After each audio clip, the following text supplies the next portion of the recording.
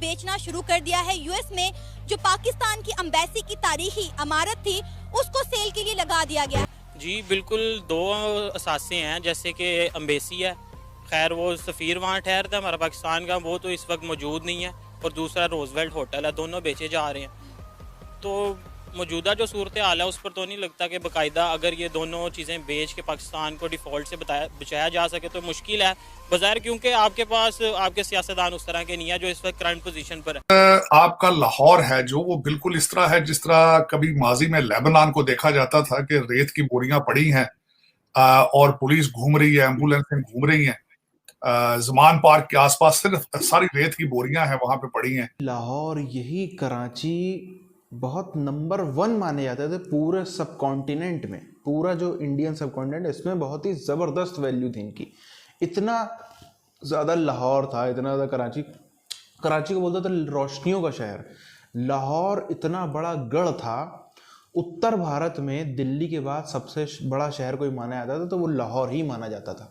आज जब से वहाँ से सिखों को भगाया गया, जब से वहाँ से हिंदुओं को भगाया गया, अन्य माइनॉरिटीज़ को वहाँ से भगाया गया, उसके बाद ये पाकिस्तानी आ गए सड़क पे। ये पाकिस्तानी आ गए सड़क पे। आज कंपेयर करते हैं तो बेचारे रोते हैं। आज कंपेयर कर करके रोते हैं कि क्या पहले था, हम तो जितना पहले वो छोड़ गए थे उतना भी संभाल के नहीं रख पाए। अगर इस मौजूदा सूरत हाल में 7 दिन के अंदर अंदर अगर कोई दोस्त मुल्क पाकिस्तान की मदद के लिए नहीं आता, पाकिस्तान को 4 से 6 अरब डॉलर का कर्जा या मदद नहीं देता, तो पाकिस्तान डिफॉल्ट की तरफ जा सकता है। इस मौजूदा सूरत हाल से निपटने के लिए पाकिस्तान की हुकूमत ने पाकिस्तान के असासों को बेचना शुरू कर दिया है। यूएस में जो पाकिस्तान की एम्बेसी की तारीखी इमारत थी उसको सेल के लिए लगा दिया गया है। उसके ऊपर से पाकिस्तान का जो झंडा है वो भी उतार लिया गया है। क्या कहेंगे, ये क्या हो रहा है हमारे मुल्क में? असल में अगर देखा जाए पाकिस्तान खसारे की तरफ जा रहा है। अगर तो हम ये कि एम्बेसी बेच के और होटल रोजवेल्ट भी बेचा जा रहा है, अगर ये बेच के पाकिस्तान को खसारे से निकाल लिया जाएगा तो ये बहुत मुश्किल है, क्योंकि बाकायदा तौर पे आपको पहले भी ये चीज़ें नोट करने के लिए मिल गई होंगी चैनल्स पे। खैर मैं तो खुद पीटीआई से बिलोंग करता हूँ। जो मुआशी माहिरीन हैं उनके मुताबिक अगर 1 हफ्ते के अंदर अंदर कोई दोस्त मुल्क पाकिस्तान की मदद के लिए नहीं आता तो पाकिस्तान को 4 से 6 अरब का कर्जा या मदद फराहम नहीं कर सकता, तो पाकिस्तान जो है वो डिफॉल्ट की तरफ जा सकता है। क्या लगता है इस मुश्किल वक्त में कौन पाकिस्तान की मदद के लिए आएगा? बज़ाहिर तो हमें कुछ भी नहीं नज़र आ रहा। जैसे कि हमारे नए वज़ीर आज़म साहब आए थे, शहबाज शरीफ साहब ने काफ़ी दौरे किए हैं, तो उस पर पिछले दिनों कल ही मैंने न्यूज़ पढ़ी है, 1 अरब और कुछ रुपया लगाया, उसने क्या, बिलावल भुट्टो ने, जो फॉरेन अफेयर्स की तरफ का मिनिस्टर है। पिछले कुछ महीनों में लाखों की तादाद में पाकिस्तान से जो नौजवान हैं, जो फैमिलीज हैं, वो पाकिस्तान छोड़कर चले गए हैं। उन्हें पता है कि पाकिस्तान में आने वाले हालात क्या होंगे, इसलिए वो पहले ही मुल्क छोड़कर जा रहे हैं।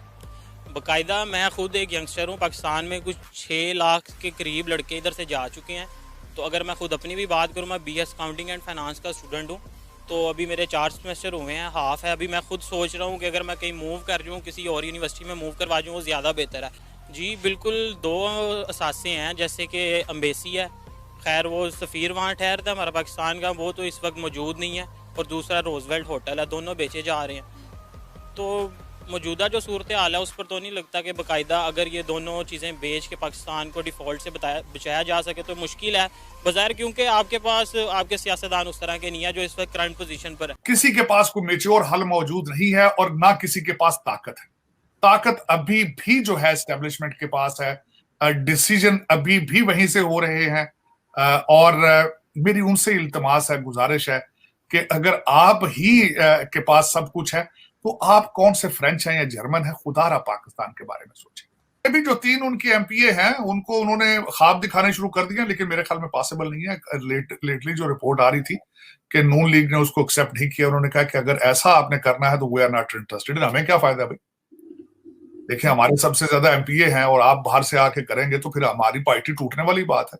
इस पे सुना डिसएग्रीमेंट हुआ, लेकिन उन्होंने 3 एमपीए को ख्वाब दिखाने शुरू कर दिए, भाई जाओ पैसे से लेकर आओ, तो वो फिर घूमते रहेंगे जरदारी साहब के आसपास। जो 3 एमपी अभी तक वो कहते हैं ना कि दे आर, अभी इनके ख्वाब में आते हैं विड्रॉल है अभी। अब ये कहते हैं वो तालिबान आ जाएंगे, तालिबान आ जाएंगे, डराते हैं अभी भी वेस्टर्न सिविलाइजेशन को। तो वो उस तरह कंटेनरों में डॉलर नहीं भेजेंगे, लेकिन वो किसी तक लिमिटेड हद तक वो देखेंगे। इस वक्त अगर देखा जाए तो आप दोनों तरीकों, दो हथकंडों से आप पैसे मांगने की कोशिश कर रहे हैं। तीसरा हल इसका ये है कि फिर मार्शल लॉ लगे, फिर इमरजेंसियां लगे और मार्शल लॉ लगे। तीसरा हल इसका है। लेकिन अब मेरे ख्याल में हर गुजरते टाइम के साथ आप you are moving towards your destination, जो मेरे ख्याल में आप चाहते थे कि कंट्री कोलैप्स हो। क्योंकि इस वक्त मुझे पूरे पाकिस्तान में कोई इंस्टीट्यूशन और कोई फर्द वाहिद, कोई मर्द ऐसा, मर्दो औरत, कोई नजर ऐसा नहीं आता जो पाकिस्तान को बचा सके।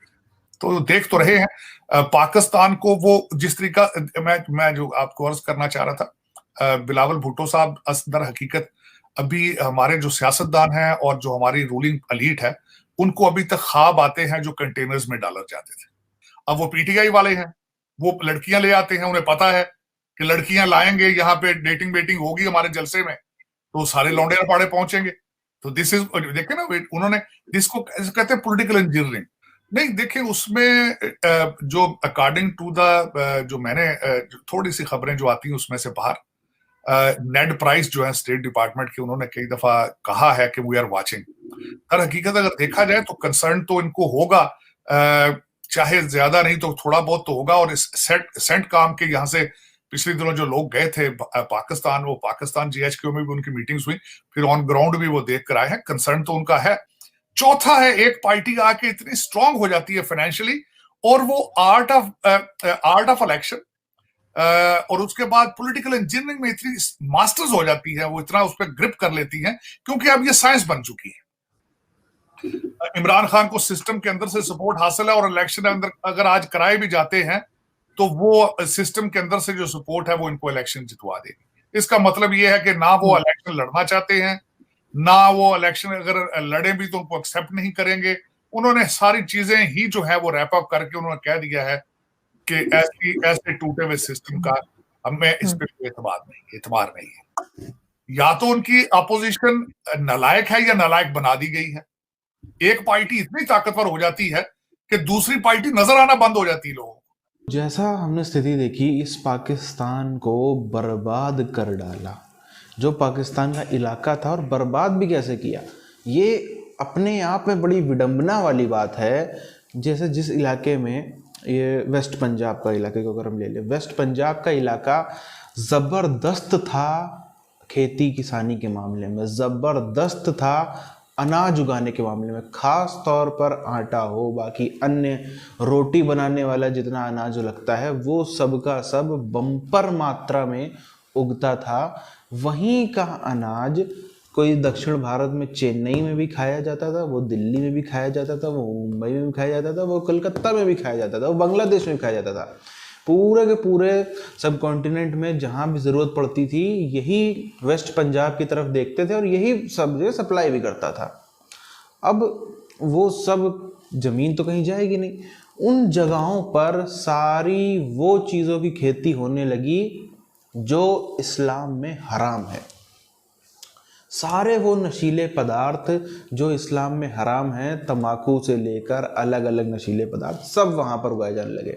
और उस देश में हो रहा है ये जो बना था इस्लाम के नाम पर। अब यहीं से आप अंदाज़ा लगा सकते हैं कितनी दोगली किस्म की ये कौम है कि जो अपने मज़हब की कानून कायदे हैं, जो आपके मज़हब के कानून कहते हैं कि ये चीज़ हराम है, हराम से बढ़कर तो किसी मुसलमान के लिए कुछ गलत हो नहीं सकता, वो तक भी इन्होंने मानने से इनकार कर दिया। कुछ नहीं, यही दर्शाता है कि ये लोग कन्वर्ट हुए थे तो भी इनको कोई इस्लाम में बहुत अच्छा नहीं दिख गया था, इनको कोई वहाँ पे मज़ा नहीं आ गया था। सिर्फ उस समय धन बल के लिए हुए थे, सिर्फ और सिर्फ उस समय धन बल के लिए हुए थे, उस समय डर के हुए थे, उस समय अतिरिक्त फ़ायदे पाने के लिए कन्वर्जन चला था। हमने ये चीज़ देखी है, उस समय में जो कमज़ोर तबका था वो डर के कन्वर्ट हुआ, और जो थोड़ा अमीर तबका था, जो पावरफुल तबका था, वो लालच में हुआ कि अच्छा यहाँ पे तो ये है, वहाँ पे जाएंगे तो हमको फला फला सूबेदार बना दिए जाएंगे, मिर्ज़ा बना दिए जाएंगे, ये बना दिए जाएंगे, वो बना दिए जाएंगे, टैक्स नहीं देना पड़ेगा। आज हमारा चार गाँव में हमारी हुकूमत है, 4 गाँव में हमारी चलती है, कल हमारी 10 गाँव में चलेगी। अच्छा ठीक है, ये सब करते करते ये पूरा का पूरा पाकिस्तानी कौम जो है, यही इतिहास है, इसके अलावा कुछ और इतिहास नहीं है। अगर कि आप देखो तो नहीं, बहुत लड़ते झगड़ते हुए ये सब, ऐसे कुछ भी ऐसे ढंग का इतिहास नहीं, सिर्फ इतना इतिहास है। इसी चक्कर में आप देखो, यही जो लालच वाला इतिहास हमेशा से रहा है, इसी चक्कर में ये लाहौर, कराची, बाकी चीज़ें बर्बाद हो गई। ये कंपेयर करते होगी कौम, ये कंपेयर खुद भी कंपेयर, ये कौम जो है खुद से भी कंपेयर करती होगी